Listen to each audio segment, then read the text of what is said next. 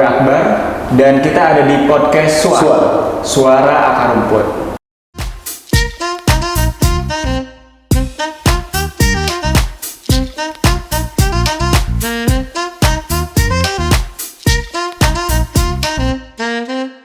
Di episode pertama ini kita bakal membahas isu yang lagi rame, yang lagi viral belakangan hari ini. Apa tuh, Dav? Isu pernikahan anak Presiden Joko Widodo. Pernikahan Mas Kaisang dan Mbak Erina. Itu kemarin ramai banget kan ya, sampai melibatkan 16.000 makanan gratis dibagi ke warga, ada pesta rakyat dan sebagainya. Dan karena anak presiden yang nikah, tentu hal itu nggak bisa lepas dari unsur politik, Dav.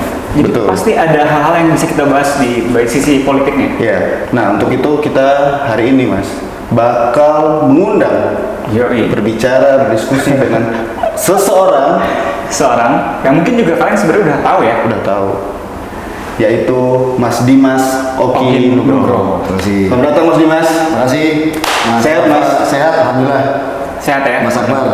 Kang Akbar. Oke, gimana nih Mas Dimas, kesibukannya, aktivitas hari ini ngapain aja? Saya hari ini nanti meeting sama teman-teman komunitas film. Malam akan ada diskusi kecil biasa tentang update situasi terkini dengan teman-teman dari media. Pas jadi temanya kalian nih, pas ya. Jadi akan dibahas. Kemarin Mas Dimas kan hadir tuh, kita lihat di pernikahan Mas Kaisang dan Mbak Erina. Ini gimana, Mas? Kesan dari pernikahan tersebut gitu. Emang ramai di medsos? Ramai banget, Mas. Bahkan selama 1 pekan ini beritanya masih itu ya? Masih sampai hari ini itu masih viral. Gimana nih Pak Dimas melihat pernikahan? Khususnya kalian datang juga. Apa ini dari Instagram kalau nggak salah ya? Oke, kalau menyangkut itu, saya pikir meskipun politik is about meaning, gitu ya kalau dalam antropologi itu, tapi kalau saya lihat itu adalah bentuk ini sih, terlepas dari simbol-simbol yang ada, itu adalah bentuk hendak membahagiakan warga kota Solo sebenarnya, dan hendak membahagiakan masyarakat Indonesia dalam kaitannya dengan sebuah perayaan atau peristiwa sosial religius ya, yang sakral di bidang pernikahan. Ini bicara pernikahan gitu ya, dan ini adalah putra paling bungsu dari Pak Jokowi dan Bu Iriana yang memang cukup populer di media sosial, bukan hanya di Solo tapi juga di Indonesia, Mas Kaisang ya kan. Dan itu dibuat juga disembarikan dengan sebuah peristiwa kebudayaan di sebuah tempat yang memang memiliki makna sejarah gitu. Mangkunegaran maksudnya? Iya, di Puro Mangkunegaran. Dan wajar karena memang namanya juga presiden dan Kaisang punya banyak teman gitu ya, pasti tamunya banyak, ribuan, dan saya nggak yakin kalau misalnya di ruang-ruang pertemuan yang terbatas ya kan, di hall yang nggak cukup mampu menampung tamu-tamunya Pak Jokowi, maka akan bisa menampung sebanyak itu. Nah, menurut saya memang alternatif menurut saya ya nggak banyak di Solo gitu, paling ya. Nah, menariknya adalah bagaimana Puro Mangkunegara itu, komplek Keraton Mangkunegara itu juga yang selama ini bisa dikatakan kan berbeda lah dengan Keraton Jogja mungkin, atau Keraton Kasunanan Surakarta yang mungkin pembangunannya lebih terawat dan lebih masif. Itu kalau Mangkunegara ini dia kemarin langsung direnovasi, diperbaiki, jadi ada seperti desain lamanya itu ya, yang sesuai dengan ketika di awal dibangun di abad ke-18 atau abad ke-19 saya lupa itu, tapi lalu kemudian di remake ulang dan itu keren banget. Terus Keraton Pendopo dan seterusnya dibagusin. Jadi saya pikir ini sebuah mutual cooperation antara panitia pernikahan lalu dengan pihak Puro Mangkunegara, sehingga sekarang Puro Mangkunegara ini juga menjadi kebanggaan warga kota Solo, yang mana kalau kita datang ke Solo dengan tempat yang seperti ini, kita bisa punya tempat baru untuk nongkrong, untuk jadi tempat acuan wisata gitu. Tapi bicara simbol nanti kita bahas. Siap. Itu yang paling menarik. Itu sebenarnya paling menarik karena kan Mas Dimas ini sekaligus juga pengamat politik tapi juga budayawan ya, Mas. Budayawan. Punya background antropologi juga. Gitu. Nah, menurut Mas Dimas, pemilihan venue Puro Mangkunagaran ini dari perspektif budaya ataupun sejarah Ini maksudnya apa? Atau kenapa Pak Jokowi memilih Puromangkunegaran ini? Apakah ada maksud lain dalam konteks politik mungkin? Ini dasar banget anak muda pertanyaan begini nih. Tajam. Begini, jadi kalau kita sebagai melihat Pak Jokowi atau katakanlah aktor-aktor politik nasional hari ini sebagai manusia budaya, saya melihat bahwa pemilihan Puromangkunegaran ini juga sebenarnya menarik ya, karena memiliki simbol yang sangat kuat dalam kaitannya dengan pesan politik terkait dengan saat itu didirikan ya, declare oleh pendirinya, yaitu adalah Pangeran Sambernyowo. Jadi kalau kita ingat sejarah Pangeran Sambernyowo itu kan dia menolak waktu itu Mataram di obrak-abrik dipecah belah oleh VOC, oleh Belanda. Dan lalu kemudian terjadi pertentangan internal, kekuatan-kekuatan di Wangsa Mataram waktu itu, dan lalu kemudian dia melakukan perlawanan terhadap Belanda. Lalu kemudian dia mendirikan, sebelumnya akhirnya terjadi konsensus, dan lalu kemudian dia mendapatkan wilayah Mangkunegara yang kemudian itu sekarang menjadi Keraton Mangkunegara itu sebagai puncak atau sebagai titik epicentrum kekuasaannya. Nah, Puromangkunegara ini simbolisasi dari seorang Pangeran Sambernyowo yang memang terkenal sebagai panglima perang paling dahsyat ya, paling jago, dan dia memang melakukan resistensi, perlawanan. Ya. Pesannya itu perang. Gitu. Pesannya perang ya? Pesannya perang. Kalau Pangeran Sambernyowo yang mendirikan Keraton Mangkunegara, dan beliau makamnya di Solo, di dekat, saya lupa nama kabupatennya, tapi itu dekat komplek pemakamannya Pak Harto juga. Dan Puromangkunegara ini juga dalam tradisi politik nasional Indonesia modern itu juga dalam erat kaitannya dengan keluarga Pak Harto juga ya, keluarga dari Tin Soeharto, dan juga memiliki banyak sejarah politik sih sebenarnya pra Indonesia modern. Dan saat Indonesia modern itu sesungguhnya nafas bobot politiknya tinggi kalau Keraton Mangkunegara itu, apalagi dalam konteks Indonesia modern. Nah, ketika Pak Jokowi atau mungkin Mas Kaisang itu memilih menikah di Puromangkunegara, acara resepsinya, dan itu tentunya sejarah atau histori itu tidak bisa kita hindarkan gitu. Dan tentunya banyak simbol-simbol ya ketika saya hadir di sana tadi, karena kata Kang Akbar, saya hadir di sana, dan kalau kita sadar sebagai ya antropolog dan juga political scientist, tapi juga seorang yang paham sedikit lah tentang positioning, bukan positioning tapi makna kebudayaan dalam setiap positioning, makna dan laku dari acara kemarin itu, maka sebenarnya banyak yang kita bisa artikan dalam konteks itu, suatu hal yang mungkin bisa dikaitkan secara sejarah ke belakang dan diproyeksikan secara politik ke depan. Ini yang menarik. Nanti orang bilang klinik, padahal bukan. Itu otak-atik Gatot. Ya, tadi juga Mas Dimas sudah bilang kaitan antara masa lampau dan juga kalau bilang sejarah politik dan juga perdagangan juga ya Mas ya, dimana Sultan tuh melawan VOC, ya kan, ada simbol perang itu. Kalau misalnya kita relevansikan ke hari ini gitu Mas, bisakah kita membaca itu simbol tadi antara ekonomi, politik, dan juga mungkin simbol perang dalam tanda petik hari ini tuh gimana nih dalam konteks Indonesia hari ini? Kalau ekonomi, saya belum ketemu relevansinya ya kalau tadi pertanyaan seperti itu. Tapi begini,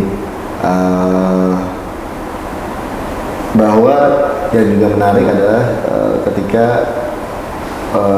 Mas Kaisang itu menggunakan mahkota atau topi Sultan Agung ketika resepsi malam gitu. Nah, Sultan Agung ini kan lagi-lagi dia melakukan perlawanan. Sultan Agung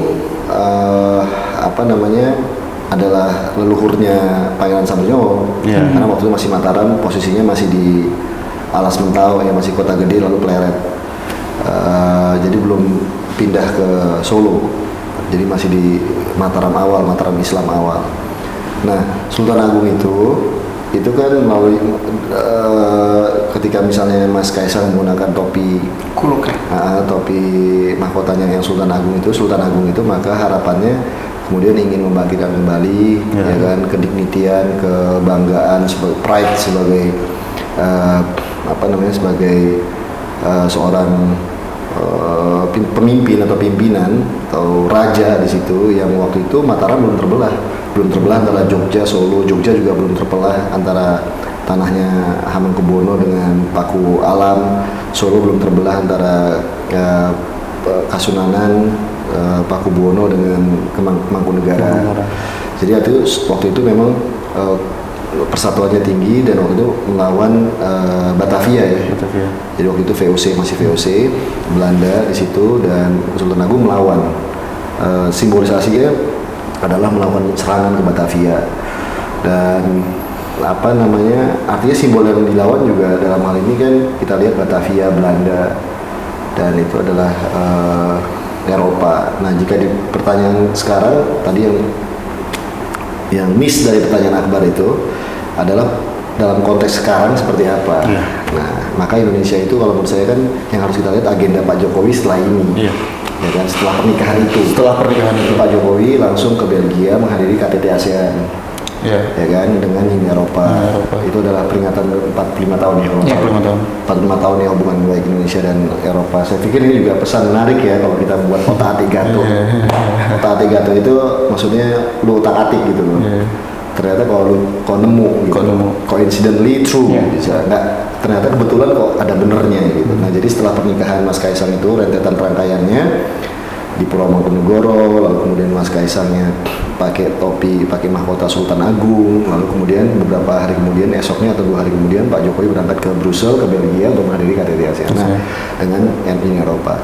Nah, kita punya beberapa isu dispute ya dengan Uni Eropa. Pertama adalah terkait dengan nikel, sebelumnya juga terkait dengan sawit. WTO ya. Dan dengan isu nikel kita kalah di WTO, dan kita akan banding ya kan terkait dengan keputusan tersebut. Artinya dan kalau teman-teman lihat di pemberitaan hari ini atau kemarin, Presiden Joko Widodo kan juga dengan gagahnya, dengan tegasnya dalam pidato di depan, saya lupa apakah itu udah KTT atau ASEAN EU Business Summit ya, bahwa Presiden Joko Widodo menjelaskan bahwa jangan sampai ada standar moral tanda kutip atau apapun itu yang dipaksakan lagi oleh satu kelompok negara terhadap kelompok negara yang lain. Atau jadi di situ Presiden ingin menyatakan bahwa kita harus membangun secara inklusivitas, menghindari yang namanya merasa superior dan melihat negara yang lain sebagai inferior. Jadi penting untuk melihat diskursus dari pidato Presiden Joko Widodo yang kita tarik satu garisan politik ketika acara di tempatnya Pangeran Samudnyowo, ya kan, Pangeran Samudnyowo ini, lalu kemudian dengan menggunakan topinya Sultan Agung, ya kan, yang kita tahu dua ini adalah perlawanannya tidak suka dengan yang satu Pangeran Samudnyowo tidak suka dengan keterpecahan dari bangsanya, para elit-elitnya akibat mungkin dikompori oleh kepentingan asing atau kekuatan-kekuatan lain waktu itu, dan lalu kemudian melakukan perlawanan terhadap Belanda secara cerdas ya, Pangeran Samudnyowo itu. Lalu kemudian juga yang Sultan Agung yang secara jelas ya membangun persatuan di Jawa, dan lalu kemudian melakukan perlawanan terhadap VOC dengan menyerang Batavia. Dan ini pesan clear banget, dan setelah itu Presiden Joko Widodo berangkat ke Brussel, ya kan, dan untuk mengadvokasi kepentingan Indonesia secara ekonomi terkait dengan mungkin nikel, lalu kemudian sawit, dan juga kepentingan negara-negara ASEAN, yang mana memang selama ini kita kan bagaimanapun seperti kita pahami ASEAN ini kan adalah negara yang dulunya ratusan tahun dijajah oleh kolonialisme Eropa, ya kan. Jadi seperti Kamboja, mungkin Vietnam itu kan oleh Perancis. Lalu kemudian Indonesia sendiri, Belanda, dan ada Inggrisnya juga, Malaysia, Inggris. Ya kan, dan saya pikir ini sangat clear ya pesannya, bahwa hari ini negara-negara ini memberikan pesan yang cukup jelas menolak yang namanya seperti yang dibilang Presiden itu, menolak standar yang ditetapkan secara satu arah, di pressure sedemikian rupa sehingga kemudian negara-negara lain harus menyesuaikan standarisasi tersebut. Meskipun menurut saya secara fair enough ada yang baik, tapi juga ada yang tidak baik. Sekarang tinggal bagaimana bangsa-bangsa merdeka ini, ASEAN dalam hal ini, yang hari ini adalah Indonesia sebagai ketuanya, itu kemudian memberikan proses ini kan seperti dialog kebudayaan antara dua peradaban, yang satu ASEAN, Asia, yang satu Eropa. Dan Eropa nggak bisa lagi memaksakan kehendaknya supaya bangsa-bangsa Asia yang dulu pernah dia jajah ini itu ikut apa yang dia mau, nggak bisa lagi. Karena sekarang justru seperti yang disampaikan oleh Presiden Jokowi, sumber kekayaan dunia itu ada di Asia. Sebenarnya dari dulu, cuma diintersek oleh penjajahan, oleh kolonialisme kan. Nah sekarang ini Indonesia atau negara-negara Asia ini, Anda lihat aja Singapura, Malaysia, Thailand, Indonesia pastinya, lalu Vietnam. Lalu kemudian Kamboja, pertumbuhan ekonominya dahsyat, stabil selama pandemi, bahkan bisa keluar dari ancaman krisis, inflasi kita terkontrol, pertumbuhan ekonomi jalan, tingkat kemiskinan bisa menurun, lapangan kerja banyak sekali. Jadi ya, saya pikir ini sebuah kebangkitan Asia yang mana Eropa juga pesannya harus tahu diri gitu. Lu nggak bisa lagi nih mendikte kita gitu. Saatnya sekarang kita menentukan nasib kita sendiri sesuai dengan standar kita sendiri. Saya pikir itu pesannya keren sih. Dan yang menarik adalah sebenarnya itu bermula mungkin dari pandangan Mas Dimas, itu bermula dari pernikahan Kaisang ini. Itu yang simbolisasi itu yang pengen dibawa sama Pak Jokowi ke pertemuan khususnya sekarang ini KTT ASEAN dengan Uni Eropa. Menarik. Meskipun kritisisme publik terkait dengan pernikahan sendiri itu saya secara demokratis ya kita harus juga menerima kritik ya, bahwa memang ada unsur tadi yang disampaikan oleh Akbar tadi dalam percakapan di media sosial, unsur kemewahan, unsur glorifikasi ya mungkin di mata beberapa pihak itu berlebihan. Saya pikir ya kita kan negara demokrasi, ada 270 juta rakyat Indonesia dan sekarang pengguna media sosial ada berapa, 20-an juta kan? Isinya anak muda semua seperti kalian ini ya, seperti saya juga. Tapi siapa yang bisa ngontrol gitu loh pikiran, persepsi anak muda ini? Sama kayak kita nggak bisa ngontrol pemikirannya Kaisang di medsos. Betul. Ya kan, Kaisang yang kemudian disebut oleh ayahnya Pak Jokowi selengean. Kalau udah nikah udah nggak bisa lagi. Lalu kemudian bahkan siapa tuh Kaisang yang dianggap selengean masih kalah selengean sama generasi yang lebih muda lagi, Nahian. Putranya Mbak Kahiyang dan Bang Bobi dan Kahiyang. Anaknya ini, si Nahian ini, itu bahkan lebih selengean lagi. Jadi ada tiap generasi itu sesungguhnya itu mewakili semangat zamannya sendiri. Jadi orang-orang tua ini nggak bisa ngontrol, nggak bisa mendikte. Jadi benar kata Pak Jokowi dalam pesannya waktu di Brussels kemarin, harus inklusif, terbuka ya. Inklusif itu bukan hanya terbuka tapi menerima. Begini, inklusif itu ya anti eksklusif, anti elitism. Jadi opposite dari itu. Jadi Anda harus punya semangat yang berbeda tapi guyup, menghargai perbedaan, mengakomodasi yang sifatnya itu berbagai kesenjangan ini harus dilihat sebagai empati dan mencoba untuk merekatkannya. Jadi kesenjangan ini kan bisa macam-macam, kesenjangan sosial ekonomi, kesenjangan budaya, kesenjangan Jakarta luar Jakarta, kesenjangan Jawa luar Jawa, kesenjangan kaya dan miskin, kesenjangan tua dan muda, kesenjangan gender. Nah ini kalau menurut saya ini hari gini di era anak-anak muda itu kalian ini mencoba untuk meleburkan itu dalam sebuah semangat bersama kolaborasi. Kolaborasi. Nah itu yang juga menurut saya semangat yang ditunjukin oleh di pernikahan Gibran dan Kaisang dan Mbak Erina. Jadi ada semangat kolaborasi, ada putra Solo menikah dengan putri Jogja. Ya kan simbolisasi yang mana Jogja sama Solo ini kemudian kan sempat terpecah sejak perjanjian Giyanti ya. Dan itu adalah juga intervensi dari Belanda, Eropa. Jadi pesannya sangat clear ya, bahwa sekarang ini Asia ingin bangkit, Indonesia dengan kekuatannya hari ini ingin bangkit, dengan kekuatan kolaborasi, ada banyak anak-anak muda, tapi semangatnya inklusif. Jadi semangatnya nggak boleh eksklusif nih, jadi jangan melihatnya semangatnya hanya semangat narasi kepemimpinan Jokowi saja, atau pernikahan Kaisang saja. Tapi ini adalah representasi dari, karena Indonesia itu bukan hanya narasi Pak Jokowi aja, bukan hanya narasi Kaisang aja, tapi Indonesia ini adalah narasi dari banyak kekuatan kepemimpinan, kebangsaan, yang sebenarnya itu menopang Indonesia dan memimpin Indonesia secara bersama-sama. Yang itu harus kita sadari. Jadi kita nggak terjebak dalam logika bahwa Superman. Indonesia itu harus membangun logika super team. Karena dari Aceh sampai Papua. Kita belajar dari sejarah juga, dari sejarah Bung Karno, Pak Harto. Indonesia itu harus mampu membangun sebuah narasi yang berkelanjutan. Jadi setelah Soekarno ada Soeharto, setelah Soeharto ada Habibie meskipun sebentar, lalu Megawati, lalu kemudian Gus Dur jangan dilupakan, pastinya ini luar biasa masa-masa beliau. Lalu kemudian setelah Bu Mega, lalu kemudian Pak SBY, dan lalu kemudian Pak Jokowi. Nah, hal yang harus dipersiapkan Indonesia dengan trajektori yang semakin meningkat menurut saya, ini adalah pasca Pak Jokowi. Kita harus mempersiapkan pemimpin yang baik, yang amanah, yang mencintai, mengenal dan mencintai negaranya, mencintai rakyatnya, punya komitmen tinggi untuk bisa menyelesaikan persoalan-persoalan yang ada di masyarakat, ya, di bangsa ini jadi lebih baik. Mantap sekali ya Pak ya. Mantap. Pesannya jelas banget ya, selain pernikahan Pak Jokowi yang udah memang jelas, Pak Dimas juga udah mengartikulasikan berbagai topik juga mantap kali dah ya. Sejarahnya ada, politiknya ada, ekonominya ada. ada. Mungkin terakhir nih Mas Dimas tadi ngomongin masa depan. Kira-kira gimana pengkaitan antara positioning Indonesia yang tahun depan menjadi ketua ASEAN, kemudian juga akan ada dinamika politik juga ya menjelang 2024. Kira-kira gimana nih kita peran anak muda juga untuk terlibat dan berkontribusi baik gitu dalam proses panjang ini? Kita harus paham yang namanya teks dan konteks. Nah, teksnya mungkin pilpres gitu ya.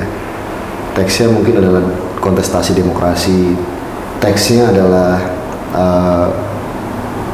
hak-hak sipil dalam kaitannya demokrasi dan hak asasi manusia. Lalu juga ada persoalan kesejahteraan sosial, keadilan sosial, dan seterusnya. Dan itu memang menjadi isu global.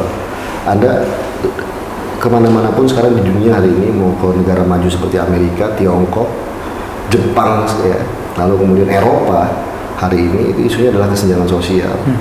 Dan ketika terjadi pandemi, baru-baru ini di Tiongkok terjadi bakar-bakaran dan demo luar biasa di Beijing. Bayangin ini di Beijing, negara otoritarian. Dan lalu kemudian yang terjadi adalah demonstrasi massa yang kemudian memprotes waktu itu adalah kebijakan pemerintah yang menutup diri dan membatasi dari gerak masyarakatnya.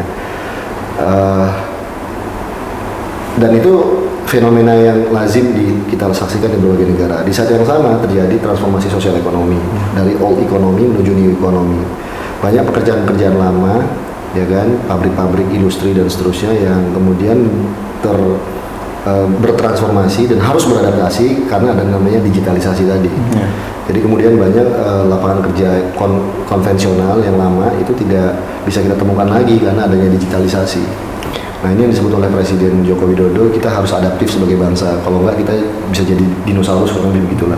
Punah gitu. Nah, kita harus beradaptasi.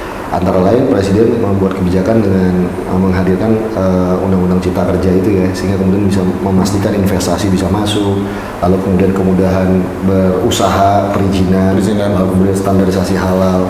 Halal itu bukan hanya milik negara yang bermayoritas muslim.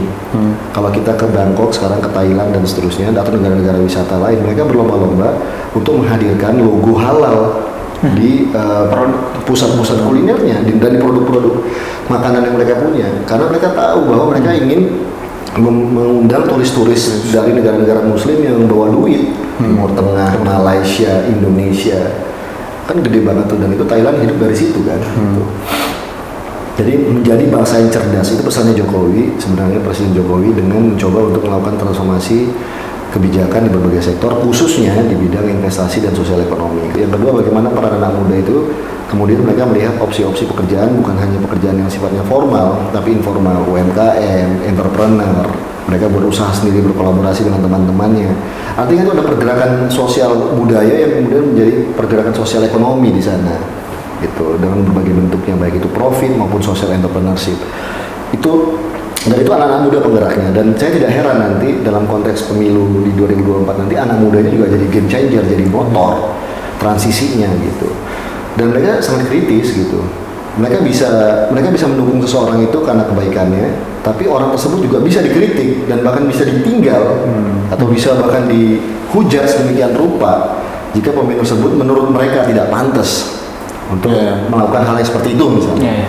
Mereka cepat suka, cepat jatuh cinta, tapi juga bisa cepat membenci.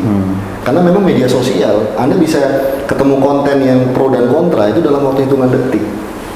gitu. Jadi Anda bisa, dan itu ada wisdom di situ, gitu. Ada sebuah kebijaksanaan. Tapi semangat bahwa mereka ingin menghadirkan sosok pemimpin yang mungkin berbeda dari sosok Presiden Joko Widodo bisa jadi.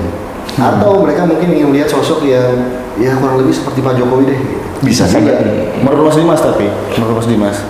Tapi, nah mereka juga pasti juga melihat kemungkinan calon presiden yang semoga bisa mewakili ke anak muda. Nah itu. Iya. Tadi apa? Dan hari ini sebenarnya menurut Mas Dimas, bagaimana anak muda, kan Mas Dimas ini sering keliling gitu kan, kita tahu lewat perkumpulan kira bangsa kan sering mengadakan pertemuan dengan anak-anak muda di seluruh Indonesia. Nah dari diskusi ataupun pemikiran-pemikiran anak muda berkembang di daerah, bagaimana mereka melihat ataupun mereka menginginkan pemimpin Indonesia nanti setelah 2024? Dari beberapa survei yang ada yang selama ini konsisten ya, jelas pemimpin yang diharapkan oleh para responden ya masyarakat itu pertama harus pemimpin yang jujur ya. Terus yang kedua pemimpin yang merakyat. Terus yang ketiga, dan ini pasti harapan dari semua orang, pemimpin yang dermawan. Itu survei konsisten 3 poin. Kalau bicara Indonesia maju saja mungkin bagus, tapi yang juga dibutuhkan adalah adil dan merata. Supaya kita bisa menghindari kesenjangan. Kalau maju aja kita udah pernah mungkin ketika zaman Pak Harto, Jakarta maju, tapi luar Jakarta tidak maju. Nah makanya sekarang Pak Jokowi membangun revolusi mental, membangun infrastruktur agar kemudian antara daerah-daerah yang maju dengan yang belum maju ini terkoneksi secara baik melalui transportasi publik, logistik. Lalu kemudian sumber-sumber pergerakan masyarakat. Sekarang Anda lihat dengan adanya tol yang baik ya, yang sudah mengkoneksikan dari di Jawa maupun di Sumatera sebagian, itu banyak sekarang kota-kota kedua di sepanjang jalan tol ini menjadi hidup. Yang kita kira tadinya mati, tapi justru muncul nih sekarang kegairahan baru dan muncul kota-kota baru yang kemudian teraktivasi secara sosial ekonomi secara sangat positif. Kenapa? Karena di situ tadi saya sampaikan pergerakan anak muda. Oke Mas Dimas, kita udah ngomongin dari pernikahan, kemudian Indonesia yang bakal jadi ketua ASEAN di tahun depan, sampai bahkan politik dan juga keterlibatan anak muda. Thank you atas waktunya di podcast hari ini. Terima kasih Mas Dimas. Sama-sama. Semoga aktivitas lancar. Ya, ada closing statement kan buat Suara nih. Suara ini suara akar rumput. Nah, suara akar rumput ini penting banget, jadi pastikan kalian mampu mendengarkan sesungguhnya apa yang menjadi suasana kebatinan masyarakat. Dan sekarang masyarakat 50% bahkan kalau menurut data yang kita punya sih itu kalau usia 40-an itu masih dianggap sebagai generasi X. Ya kelahiran 77-78 ya. Maka jumlahnya bisa jadi hampir 70%. So can you imagine, ini adalah kedaulatan di tangan generasi muda hari ini dan ke depan. Dan pastikan suara-suara ini bisa ditangkap dan diperjuangkan, diaspirasikan bahwa sudah saatnya Indonesia ini bertransformasi, ya kan, istilahnya Pak Jokowi beradaptasi dengan semangat zaman, dan setiap generasi ada semangat zamannya sendiri. Jadi yang harus dihindari adalah dalam setiap situasi politik nasional adalah kesenjangan dimanapun itu, mau di Amerika, di Tiongkok, di Eropa, di Jepang, di Indonesia, kesenjangan antara yang the have sama yang the have not, antara Jakarta luar Jakarta, Jawa luar Jawa, dan tua dengan muda. Jadi tanpa kita sadarin secara sosiologis, konflik di Indonesia itu seringkali yang terjadi adalah baik laten maupun manifest ya, yang diam-diam muncul maupun yang sudah pernah terjadi secara langsung. Itu sebenarnya adalah konflik antara generasi tua dan generasi muda. Generasi tuanya ingin bertahan terus, bercokol terus, status quo, sementara generasi mudanya itu seringkali nggak sabaran. Gitu. Nah, yang harus dibangun negara-negara yang sukses membangun stabilitas, negara-negara maju, bahkan negara-negara sosialis sekalipun seperti ya dulu di Soviet misalnya, sekarang Tiongkok ya, atau yang totaliter lah, itu mereka mencoba untuk mencari merekonsiliasi untuk bisa coping atau dealing dengan gap antar generasi ini, karena ini bahaya loh. Radikalisme, ekstremitas, lalu kemudian resistensi, perlawanan itu kan terjadi akibat kesenjangan, dan seringkali pelakunya adalah anak-anak muda. Itu harus negara-negara Eropa ketika melihat adanya muncul gerakan ekstremisme ya berbasis identitas, itu pelakunya banyak anak muda di kampus-kampus, mereka teriak-teriak, demo, nyerang orang, itu kan pelakunya anak muda semua. Akhirnya yang mereka lihat menyelesaikan persoalan itu, instead of alih-alih secara ideologi atau yang sangat sangat tendensi identitas, yang mereka selesaikan adalah bagaimana psikologi keanak mudaan ini mereka bisa approach. Akhirnya mereka ketemu nih persoalannya, lalu mereka buat mekanisme atau semacam kanalisasi untuk menjembatani secara rekonsiliatif antara generasi tua dan generasi muda ini. Dan di Indonesia itu terjadi terus, Indonesia modern. Anda ingat tuh peristiwa Rengas Dengklok, ketika Soekarno diculik sama anak muda justru. Anak-anak muda itu awalnya bukan datang ke Soekarno, datangnya ke Amir Saripudin, datangnya ke Syahrir. Jadi anak muda itu ingin mencari pemimpin yang betul-betul yang bisa memperjuangkan mereka, meskipun akhirnya mereka sepakat mendukung Soekarno sebagai pemimpin gitu ya, karena akhirnya itu yang diterima oleh masyarakat gitu secara luas. Nah, ada proses dialog di situ meskipun tarik menarik, rekonsiliatif. 65 yang terjadi juga antara kelompok tua ya kan di internal di tubuh tentara itu dengan kelompok muda, dan juga di partai di PKI waktu itu juga banyak isinya anak muda kan. Anda bisa lihat tuh si siapa tuh namanya dulu pimpinannya Aidit, Nyoto, Sudisman, ini anak muda semua. Gitu, usianya 30-an di bawah 30-an, muda banget. Lalu kemudian sepanjang sejarah Orde Baru, pertarungannya adalah antara gerakan mahasiswa anak-anak muda dengan pemerintah yang sudah dianggap tua kan, konservatif, status quo. Jadi ada sih jembatan-jembatan yang dibangun oleh pemerintah Orde Baru waktu itu, tapi terkesan ini seperti korporatisme dimiliki oleh negara, dikendalikan oleh negara. Nah, era reformasi yang terjadi, anak-anak mudanya masuk semua dan tidak punya filterisasi kecuali mereka di partai politik, dan partai politik ini kan juga waktu itu sebagai partai institusi politik baru, mereka masih mencari-cari bentuk nih. Dan menurut saya kita semakin lebih dewasa dalam berdemokrasi, jadi kita semakin lebih bijaksana. Jadi saya pikir ini saatnya sekarang bahwa kebenaran itu juga lagi-lagi bukan hanya ditentukan oleh satu kekuatan tertentu, tapi justru masyarakat dengan anak-anak muda ini juga punya argumentasi sendiri. Saya dengan anak saya misalnya nggak berani semena-mena, karena anak saya pasti punya argumentasi sendiri dan itu valid, bener. Jadi orang tua juga kadang-kadang nggak bisa. Ya kayak sama kayak Pak Jokowi juga nggak bisa serta-merta ngomong ke Kaisang atau ngomong ke cucunya lu harus begini gitu, nggak bisa kan? Karena ada proses negosiasi dan komunikasi di situ, dan itu setiap zaman pasti akan memiliki proporsinya sendiri, logikanya sendiri, zamannya sendiri, semangatnya sendiri. Jadi yang terjadi adalah sebuah setting negosiatif yang berlandaskan empati, solidaritas, toleransi, dan cinta kasih gitu loh. Siap, cinta kasih. Nah itu yang penting. Mantap. Cinta kasih. Siap, Mas Dimas. Oke, terima kasih atas waktunya. Teman-teman Suara tetap pantengin podcast kita di YouTube Suara Akar Rumput. Terima kasih. Salam.